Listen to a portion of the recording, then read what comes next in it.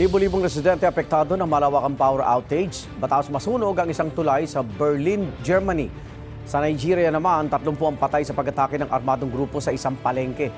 Papasada na ang UB Express overseas.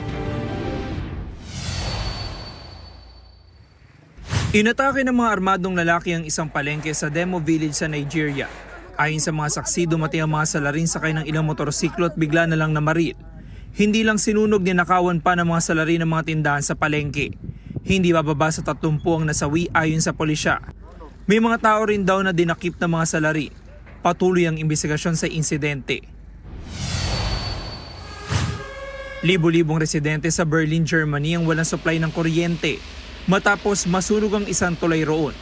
Ayon sa pamunuan ng apektadong grid company, posibleng mahigit 40,000 bahay ang apektado at maaaring tumagal ito ng hanggang Huwebes.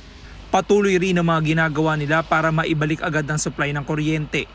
Hinala ng mga otoridad sinadya ang sunog ng isang far-left extremist group.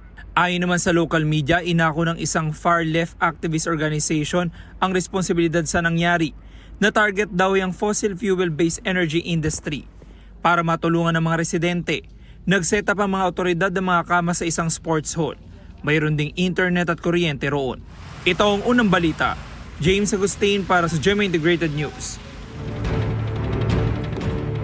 Igan, mauna ka sa mga balita, mag-subscribe na sa GMA Integrated News sa YouTube para sa iba't ibang ulat sa ating bansa.